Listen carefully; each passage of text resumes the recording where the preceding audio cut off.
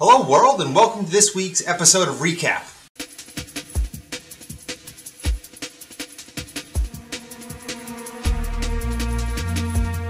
We picked up in this gaming session just as the vampires had been defeated and the party had inadvertently attracted the attention of the local death giants. Now this was both good and bad because they had come there hoping to find an axe that was supposed to be in the hands of the death giants. However, bad because this meant there was no way around it. They needed to deal with these death giants first.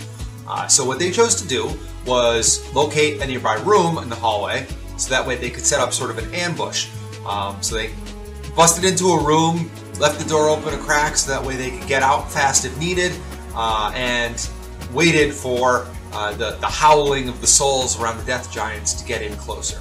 Just as the party was getting ready to set up the ambush, Melinoe received a message via a sending spell that was sent from the Radiant Servants of Gurgan. This message told the party that the dragon that they've been following had sacked one of the capital cities in the world. The fall of this city would mean not only had the dragon taken out massive population, but was accumulating its own strength even faster than the party had prepared. The last part of the message that Melinoe received said that the dragon actually now had additional dragon followers, which throws a bit of a wrench into the party's plans to just accumulate these weapons and then go attack this storm dragon. All of a sudden, they now have to deal with not only the storm dragon, but whatever army that this dragon is building up around herself. So there wasn't much time for the party to react to that, as there were death giants right outside, but the party waited, and eventually, outside the door, they could hear the shuffling of smaller footsteps. So it wasn't the giant, but there was definitely something out there. Zinj had spent some time trying to figure out how many giants there might be based on the noises of the swirling souls,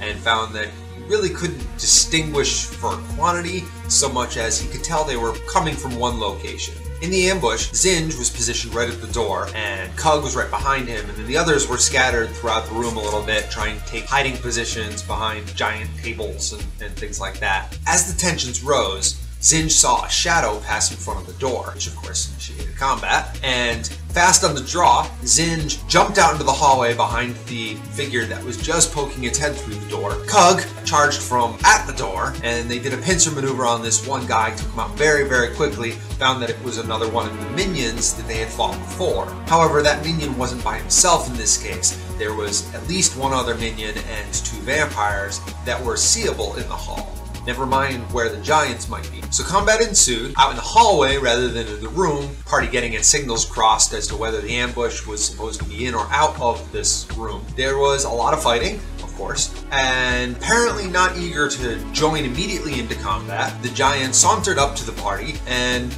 waited for the party to defeat all of the minions and vampires.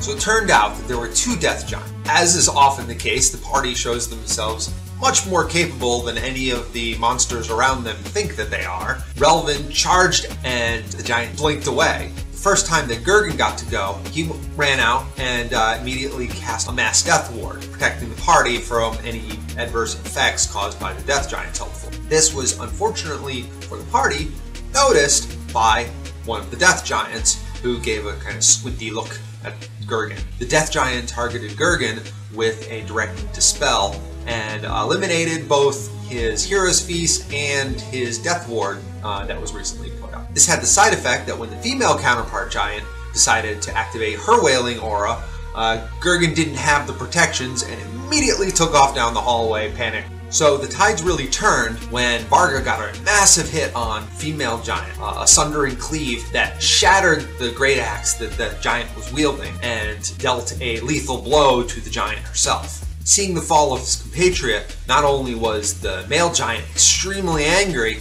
he was also wise enough to realize that this party was a lot more dangerous than he originally estimated. He took that opportunity to step back and say, "Alright, I'm not interested in this fight anymore. What do you want?" So Zinj called out, "We're looking for Wystan's great axe." And well, the giant threw his great axe towards Zinj. After a quick inspection, the party was confident that this was indeed the one that they were looking for. Wasting no time at all, Melinoe called the group together quickly, and immediately they teleported out. So that's all I really have for you today. But thanks for watching, and I hope you have a fantastic day.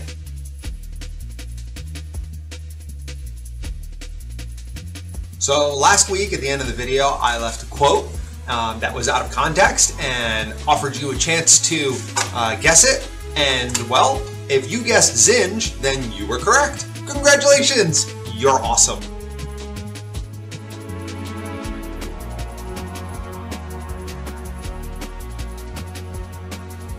And you can maybe see the little pile of poop that shows where Gurgan got feared and ran for his life.